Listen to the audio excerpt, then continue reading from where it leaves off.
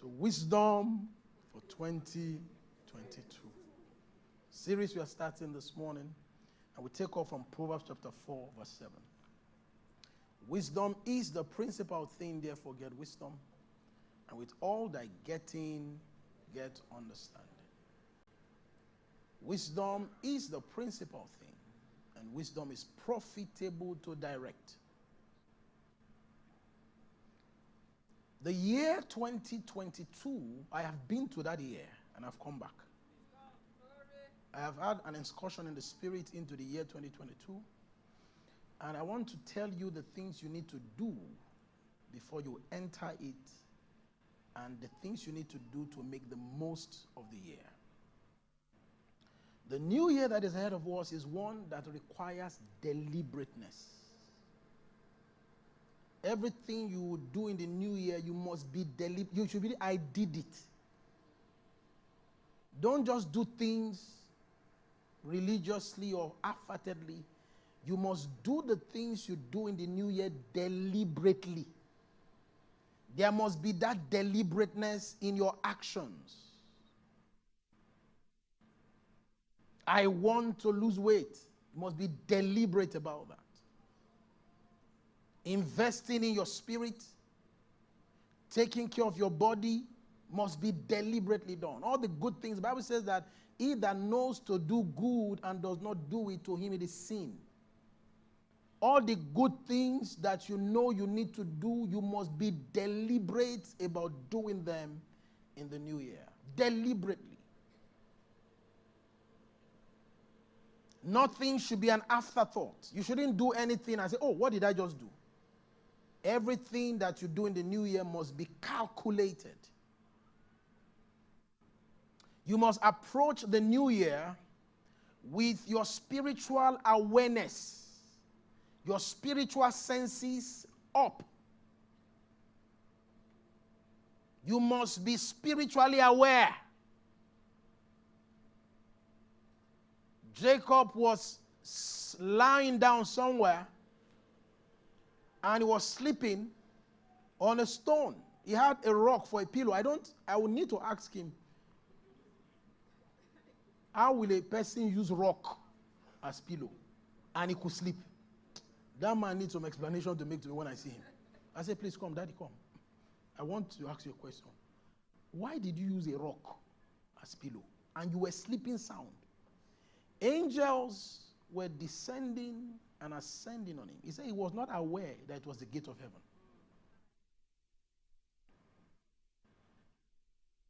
Haggai was sitting by the well of water that God had dug for her. She was not aware that what she was looking for, she was sitting on it. Can you imagine that? She had been praying and desiring of God. She got to the place of her answer. She sat on it. An angel had to come to make her see it. What I'm saying to you is that don't wait for angels to come. When you sharpen your senses, you will see things that men don't see. The things that God has provided for you are in the realm of the unseen. Say the things that eyes don't see, the things that ear don't hear, are the things that God has prepared for those that love him. So your spiritual senses, your antenna, must be up to receive signals. You are aware. Your spiritual antennas must be up and very sharp. You must engage everything you do in the new year with an heightened sense of spirituality. You must be very spiritual in the new year, and you must approach things with very heightened spiritual intelligence. You cannot afford foolishness in the new year. To be too risky. I want you to take an audit of the things that you do spiritually and see how you will improve on the things you are doing this year.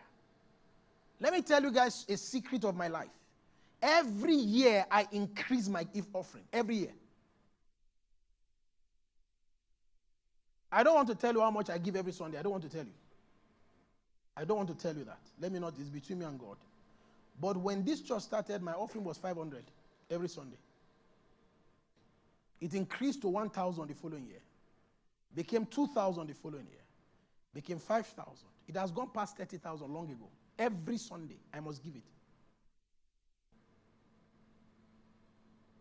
The money to give it must come. It must come.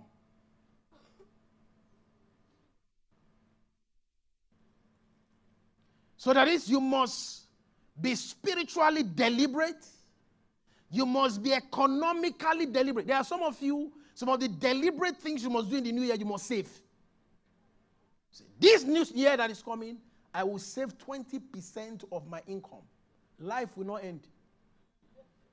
I am telling you, if you can save, if you can spend 100%, you can spend 80%.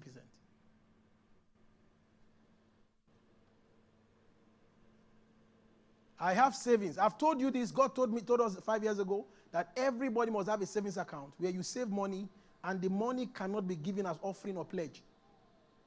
I told you, I'm your pastor, I'm the one telling you. If we are doing project in church, don't bring it. It is only God that will tell you what to do with that money. Because the days of famines are still ahead. It has not even started. It was 7 years of famine. You must be very deliberate. You must be spiritually conscious. You must open your eyes, shine your eyes.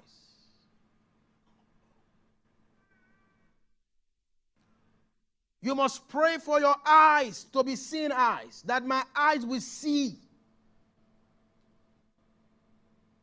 You must be attentive in your ears. You must pay attention to the voice of the Spirit.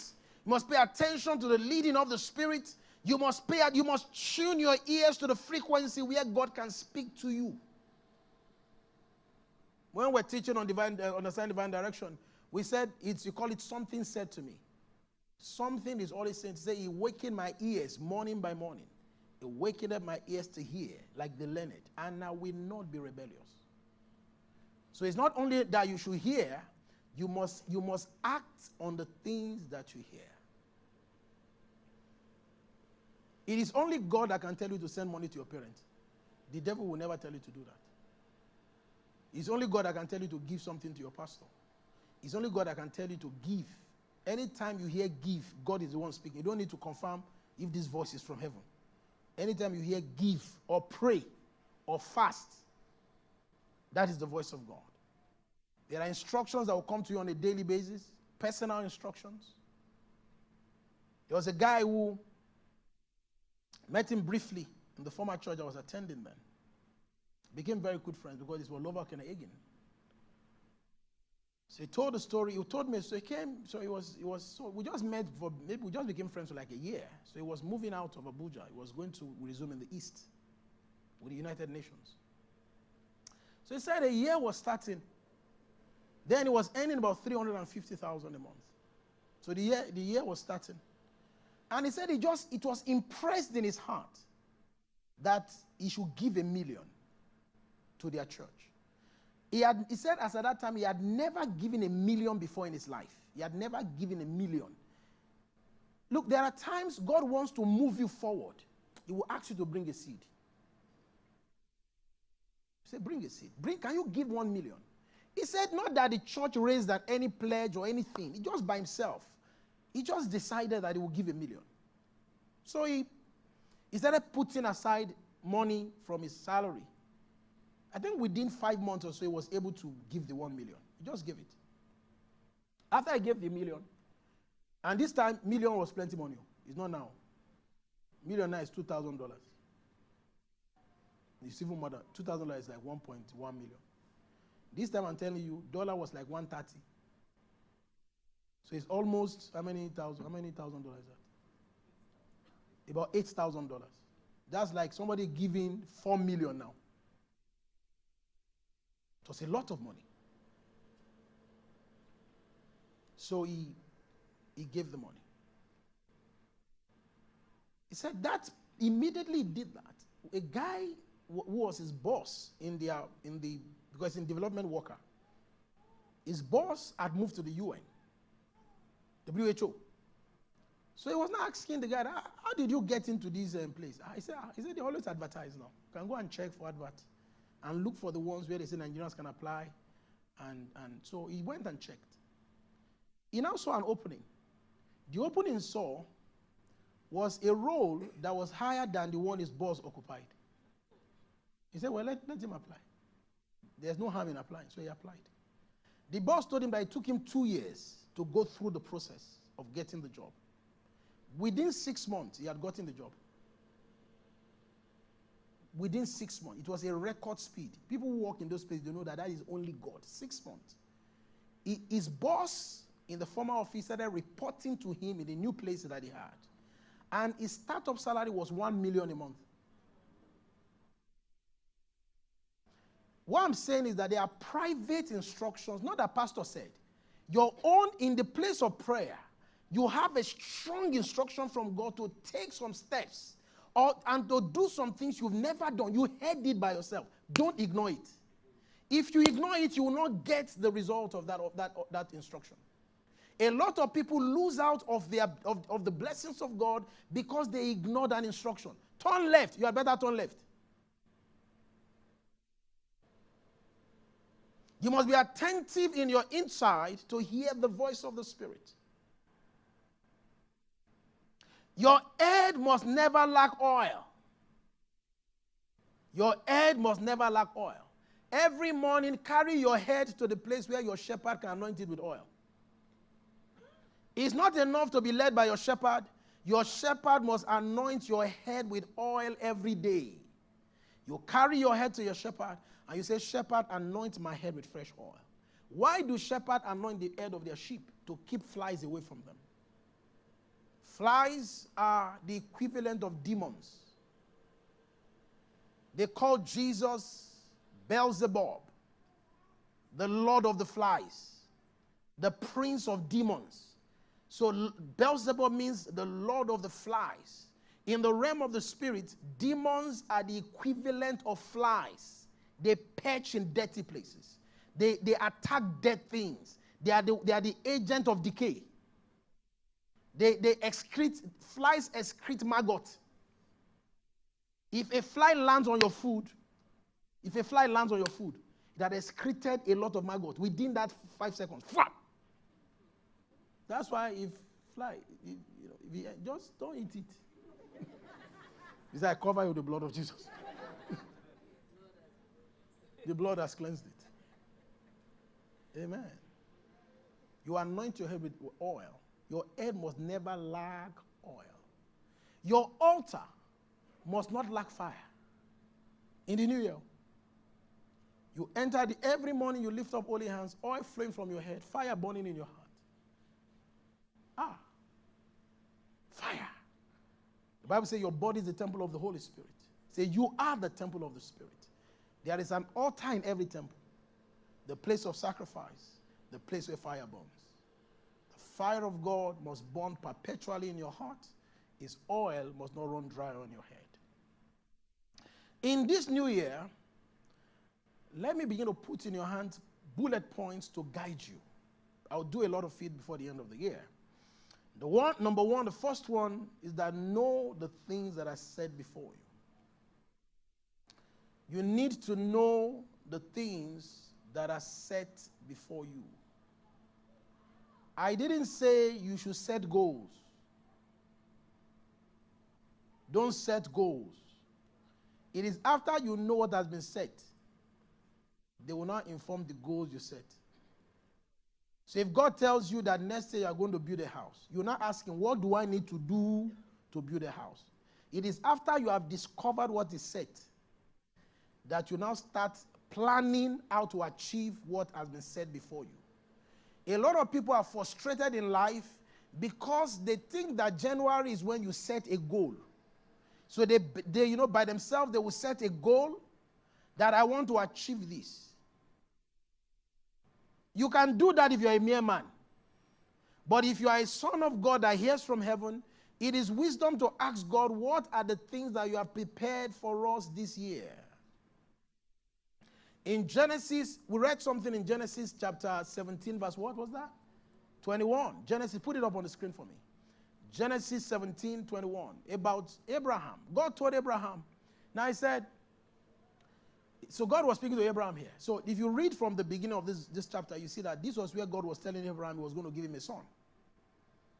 So Abraham now said, let Isaac live forever. Can you give us that part? Can we start from the point where he said that Isaac live forever? Ishmael, sorry. And God said to Abraham, are you sure that's from? It's too far now.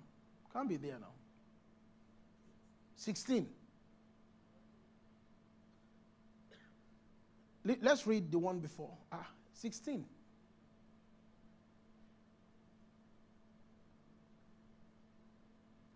Lolade?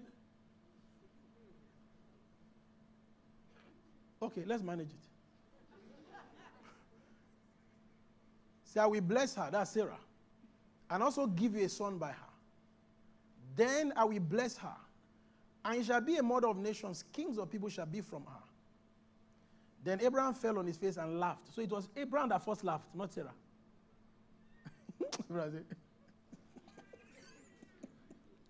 God, you have started. The laughter was sarcastic laughter. And said in his heart, what? Shall a child be born to a man? And Sarah, 90 years old, bear a child. God, please, next verse. Is that Abraham said to God, that Ishmael might live before you. What are you saying now? Let's just do. We already have a son. Then God said, no.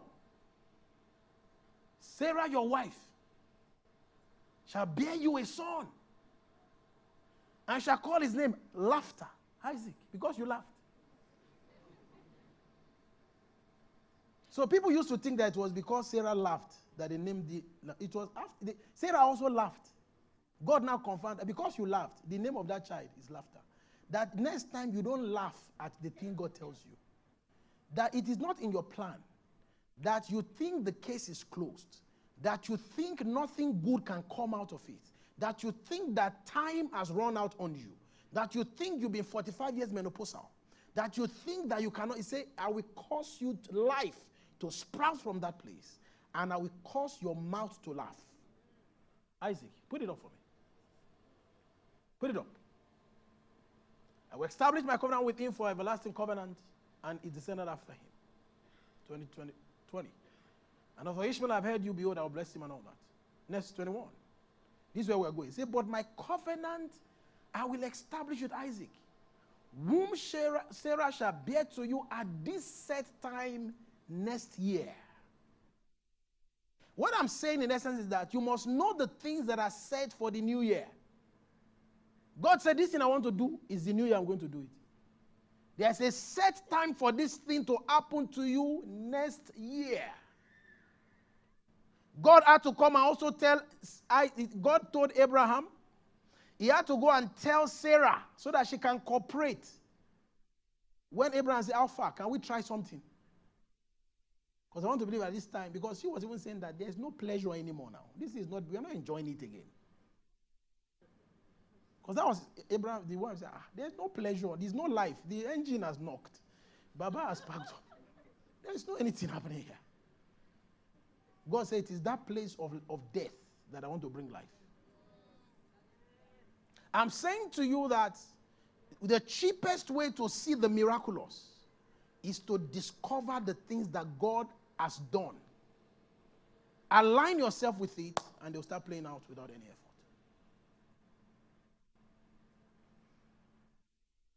So don't start setting goals in the flesh. Don't start setting goals based on the economy. Don't start planning based on the things that are happening around you. Go to God in prayer and ask him, what are the things you are planning for the new year? In Hebrews chapter 12 verse 2, like Jesus, like what happened with Jesus, this is a classical pattern for the church to follow. Say, looking unto Jesus, the author and the finisher of our faith, who for the joy that was set before him. For Jesus, there was a joy that was set before him. Jesus was not the one that set the joy. God was the one that set the joy before him. Everything about the life of Jesus was targeted towards what was set. That thing that God had done for him, he was walking to the answer. What I'm saying is that you first get the answer before you answer the question. It is the answer that will lead you to the question to answer. The things to solve, you must have seen the outcome before you start. You will now trace it back to know, okay, what problem do we need to solve to get this outcome?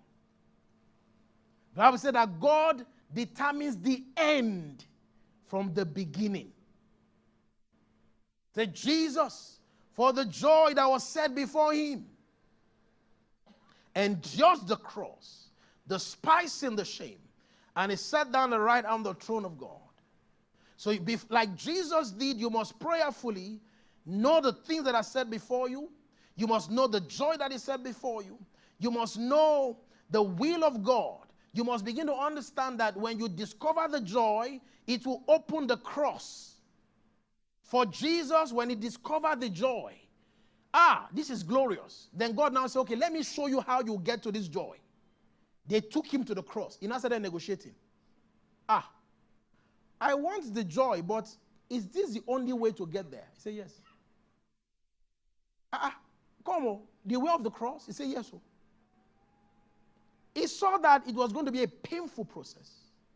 It was going to be a shameful process.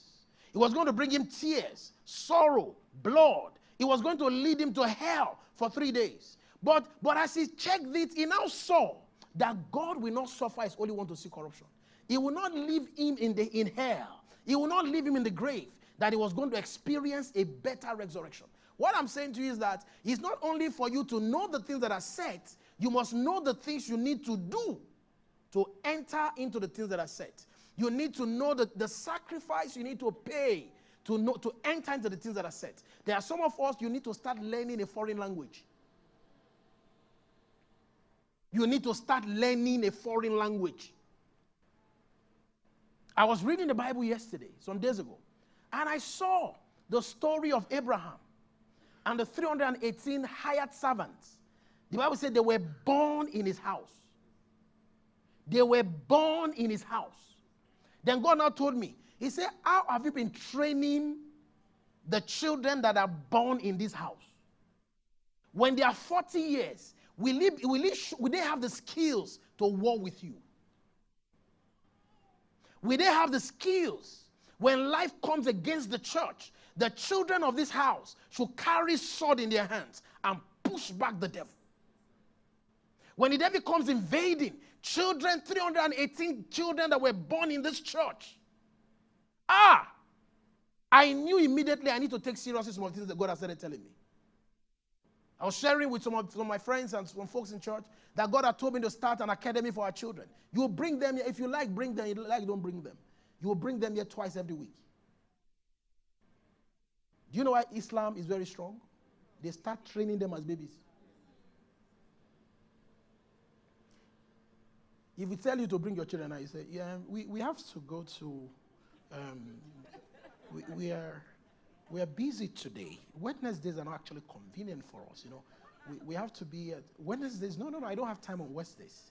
If you're a pastor, can't you actually put it on only Sundays? You know, get sense.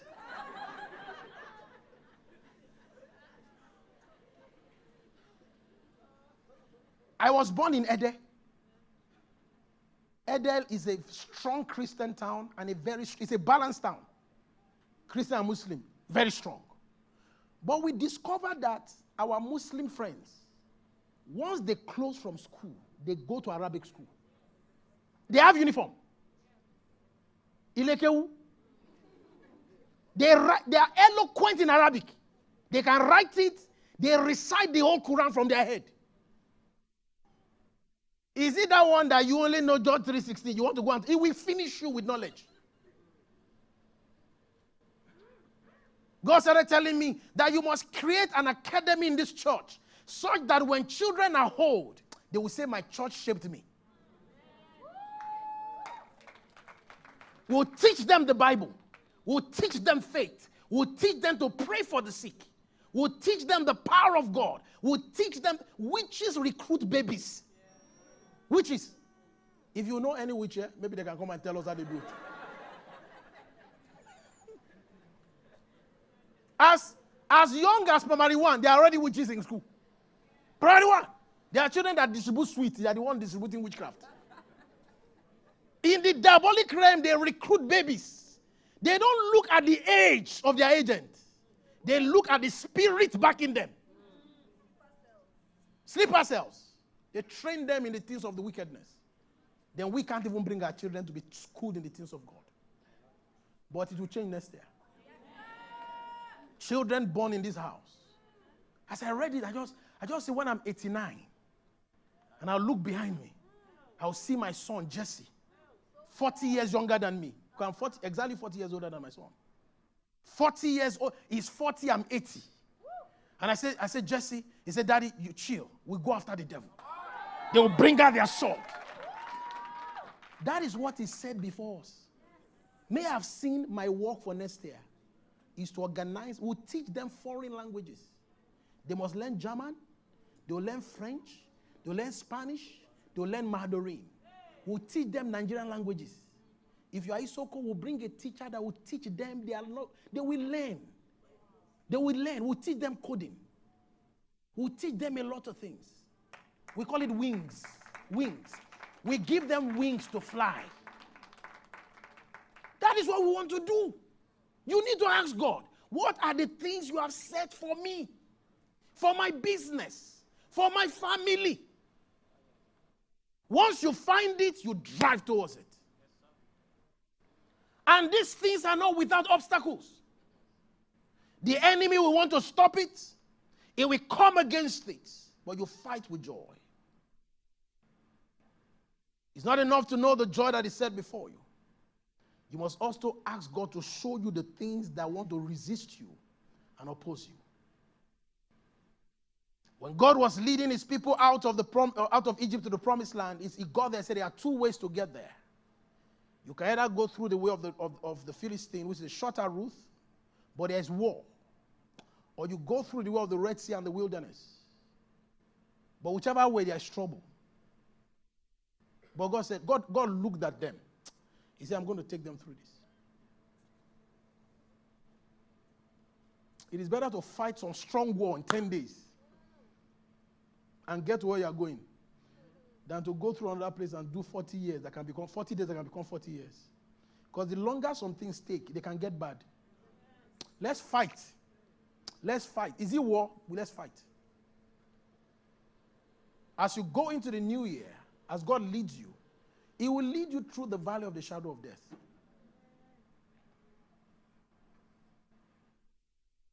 When God leads, he is leading you through the valley of the shadow of death because he's leading you to a table that he has prepared. A table that is set will always take you through a pathway that will lead you through the valley of the shadow of death. And the thing with that table is that it's surrounded by enemies.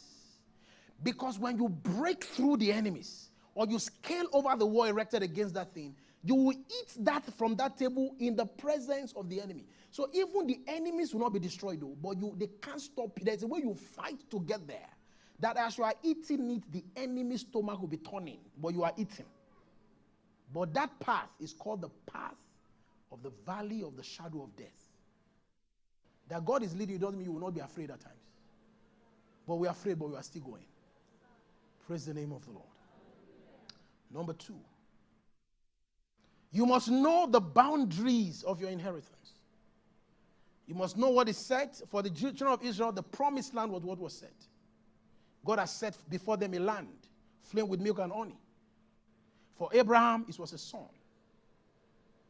God told him it's one son. If it's twin, you have to know.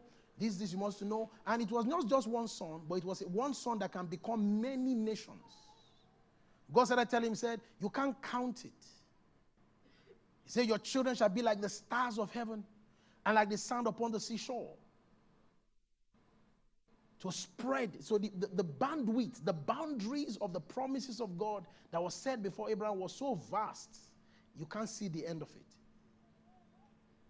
Everybody must know what is set and must begin to ask God to show them the boundaries of your inheritance. In Joshua chapter 1, verse 1 to 4, now after the death of Moses, the son of God, the Lord came, and it came to pass that the Lord spake unto Joshua the son of Nun, Moses' minister, saying, Moses my servant is dead. Now therefore arise, go over this Jordan, thou and all these people, into the land which I do give to them. There is a land set before them, they must possess that land. Even to the children of Israel, every place that the sole of your foot shall tread within the boundaries of the inheritance I have given to you. As I have sent unto Moses from the wilderness of this Lebanon, even unto the great river, the river Euphrates, all the land of the Hittites, and unto the great sea, towards the going down of the sun, shall be your coast. God will not give you a land without showing you the boundaries. On their way there, I told them that I will not give the land of Edom, because I have sworn to them. He said, when you get to the Edomites, he said, anything you need, you buy from them and pay money. Don't touch them. That is not part of your inheritance. It is important for you to know what is said before you and to know the extent of what God has prepared for you. God has called us as a people, like he called his people in those days, to arise and enter into our inheritance. To enter into the land he has given to us. He has charged us to possess every inch of that land. Every inch. So if God tells you, this is your territory, make sure that Satan does not occupy 1 inch of your land. Anything that God has said he will give you, you must fight for it. You must ensure you cast every devil out of your space. He has called you to real estate. Don't just sit down and cross your leg or cross your hand. You must go in there and take your space. There are ecosystems you must dominate. God wants your company to be top there. I see real estate companies, I don't want to call names, but there are a lot of them in Abuja. You see them. Oh, you see people doing this, that. And they are spreading out, and a Christian is in the space also looking. If you don't fight for your space, they will take it.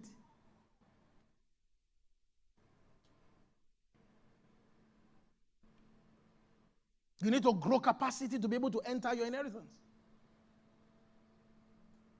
A lot of churches are invading Abuja now. One pastor was asking me, so how does it feel for big churches to be invading your city? I said, yeah, I'm learning. I'm learning. And I told one of the pastors, well, most of them are my friends, so I told them. I said, the difference is that you guys have capacity. I don't have the capacity that you have. So even if I want to invade Lagos now, you need money to pay for hall. Oh, you know they brought Lagos money. Oh, Lagos money. It's Lagos money. You know how much they pay for billboard? It says capacity. You can't take your place without capacity. You need to say, God, grow me financially. Grow me. Some of the business you are doing now, when you look back in 10 years, you're like, we're very small. Because you'll be so big, you will swallow up the giants in your space. There are some of you who are in real estate, you will acquire the biggest boys. They will come and say, we have caterpillars to sell.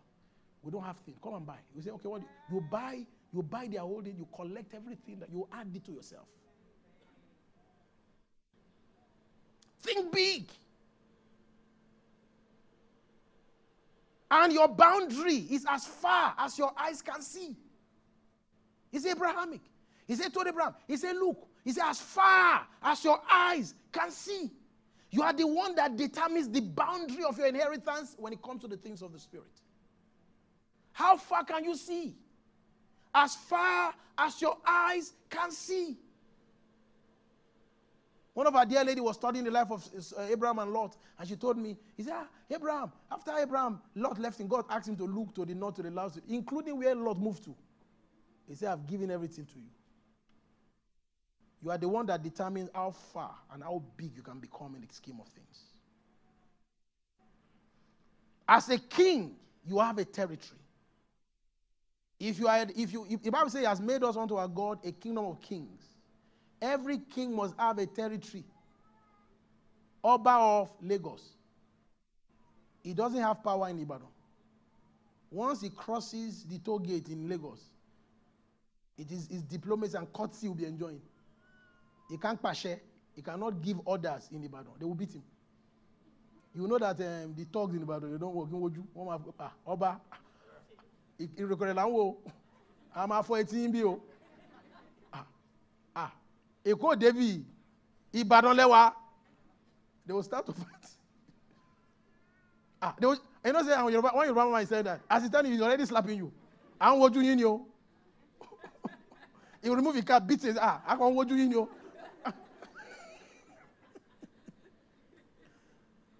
Let me interpret for those who don't understand. He said, we're just looking at your face, but he's already slapping him. Remove his cap, beat him on the head. Remove his strap, put him on the grass. Baba, you can't do it. This is not Lagos. Every king has a territory. What is your own? One of our sisters calls herself the Duchess of Male Accessory. Because she was telling me about her vision for her business. She says she wants to specialize in male accessories. She sells ties, cufflinks. Every socks you see me wear, she sold them to me. So she actually gave them. She doesn't sell. She refused to sell. Every socks that I wear, she sells them. She is a specialist in dressing people for men that are getting married, groomsmen. She was the one that made me to start wearing lapel, the brooch. Say, no, Pastor, no. You have to be complimenting your ties. She sends them to me. She's the Duchess of Male Accessories. She has opened office in South Africa. You are there saying male accessory. She has opened office in Lagos. She has opened an office in Wuse too. I went to dedicate the place. The rent is like 3 million. For rent, 3 million. Male is accessory. Once you discover your space, there's milk and honey there. It can be that God has called you to be the king of toothpick. You know, at times you don't like the space. You despise it. Toothpick. I want to be selling caterpillars. It's toothpicks. They use toothpick every day. A party can't hold without tissue paper. Without toothpick. Small chops people, if you buy a pack of small chops, you see like 5 or 6 toothpicks. Is somebody selling it? And I can tell you the person is making a lot of money. Toothpick. There's a lady who is a billionaire in the tech space. You know what she sells? Screens. Every iPad in the world, she made the screens. Every iPhone in the world, she made the screens. Every Samsung phone in the world, she made the screens. She is the singular supplier of screens for high-end phones. She didn't go to school. She's a Chinese woman. She's the richest woman in China. She's not making phones. She knows she cannot compete with Apple when it comes to sleek designs. But I want to be the queen of screens. You want quality screens? Talk to me. She's a billionaire. Another one is only bottled water she sells. Billionaire. You need to go and study the life of rich people. They don't sell serious things. That your plan is too serious. You need too much money to start it. It's too serious. It is too serious. A lady started selling packed chips. You can start chips business with 3,000 naira. But the anointing will come upon it. You now become the king of potato and plantain chips. You are laughing.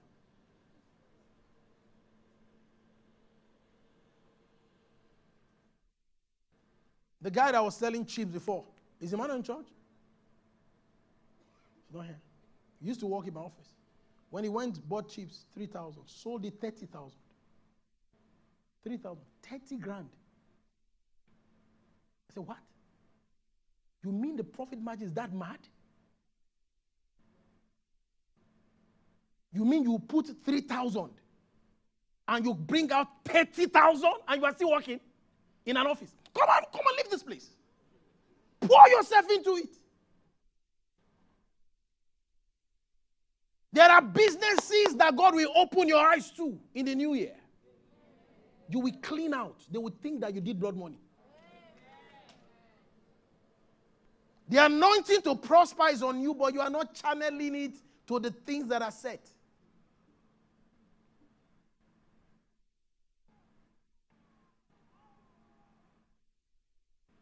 The devil must not hold any space within your territory there. In that land flows milk and honey. The final one, you must know the landmark bordering your inheritance. There are ancient landmarks in every field of human endeavor. In Proverbs 22:28, it says, remove not the ancient landmark which thy fathers have set. Anytime God leads you to a space or a territory, you must investigate the landmarks within that territory. Who are the people who have done things in this space? You want to go into business, who are the biggest boys in real estate? You must know their history, how they started. In tech business, you need to go and check people like Amazon. The picture of Jeff Bezos in his house alone with Amazon.com. You guys can look for that picture and put it up for me. Amazon.com written on the wall in his office alone on a desk. He was the sole employee. He was the president and founder of the company. He was the only person working there. When you place, he was selling books. Amazon started as a platform to buy books. He was a nerd. So he was saying, okay, we want to start gathering books for nerds. From there, they started selling other things. It's the biggest supermarket in the world. They don't have any. They just started setting up supermarkets recently. They didn't have one until recently. You need to go and check landmarks like that. There are things that a landmark is a piece, is something that holds memories, wisdom, and reference. Something you need to go and check. Look at him there. Amazon.com, only him in his office. Wooden table. You can see the table. Wooden table. Wooden table. $1 trillion empire. Started like this. This is a landmark. Because when you read the story of Joshua carrying stones there and putting, say, your children will ask you, what is the meaning of this? Say, this was when God did this. You must know the things in your head must be full of things that were small that became big. Your head must be full of the mighty works of God in your life and in the lives of men in your field. As a pastor, I must take time to investigate the stories of men in my history, in my lineage. How Bishop Ogidigbo started, how Pastor Adeboye started. I stumbled on the material once that said when Pastor Adeboye became the G of Redeemed, there were 35 parishes of Redeemed, and they had less than 1,000 members. 35 parishes. And the total strength of the church, less than 1,000. The purple place is bigger than the whole Redeemers at that time. And this church had been there for over 15 years. That is a memorial. You look at where they are now, where they were and where they are. You will go to that place and draw strength. You go to, in the space where God has called you, there are people who have erected monuments. You go and stand there. When I went to Ghana, I went to the Nkrumah Mausoleum. You begin to ask questions. You read about these people. You read the histories of men to draw wisdom to enter your territory. You are in the tech space. You are in aviation. Any space where you are, you need to look for history of people, monuments that have been erected, things that they did, things that they said, things that they erected to make people have sense. You must get them and know them. Ask questions. In your own life also, you must not forget the acts of God. There are things God did for you when you were in GS1. When you were when maths became a problem. When you think of mathematics, you'll just be scared. And then you spoke to someone and they guided you and they gave you a formula and you entered there, you became very good at mathematics, but you have forgotten that thing that God did for you at that level. You need to go back to that place and draw wisdom and draw strength. You carry that same idea and technology and the things and the framework, you take it there and come back to your marriage and you put it there. And you say, no, I need to get a counselor. I need to do this based on the things that I said before me. I need to make adjustment in this area. That is how you enter stuff. So when God was telling them to erect memorials, he said, as you come out of this Jordan, carry stones from inside the Jordan and put it there and erect a monument. So that when your children come, they will ask you, what is this? You will say, this was when the covenant walked. When the ark of the covenant entered into the Jordan, the thing dammed on this side and we walk on dry ground. They say, you don't mean it. Yes, that is the kind of God that we serve. You use that memorial to teach them the power of God. That is what God is saying to you, is that as you enter this, your territory, enter this new year, as He start doing things for you, don't forget to erect a memorial that you use to teach your children. You say, look, we were stranded. We wanted to cross from here to there, but our God showed up for us. We stepped in and the thing opened. That's to tell you that when even you too, when you go ahead in life and it looks like things are against you, the covenant works. So go into that territory God has given to you with two things in mind. Look out for the acts of God in the lives of the fathers. There are some things within any system that you cannot shift. You can't remove them. You can't erase them. When you erase them, you lose the power of God. And you must also deliberately erect new monuments for your children. My pastor was saying to me, he said, you must live your life so that after you are gone, there are things that will be standing as a memorial of your legacy that you don't need to be there to talk for yourself. Those things will be speaking for you. The daughter is long dead, but the university he built still churning out graduates. The people he raised still raising men. They talk about him. There is hardly any year, any Sunday cannot pass in this country, they won't mention his name. He left legacies. As you go into the new year, be conscious of the legacies you want to build. One of the things that I want to do, I want to have in the bank account of my grandchildren $1 million each. I want them to say that grandpapa was very rich and was very generous. He was a good man. I want you to bow your head this morning and just talk to God.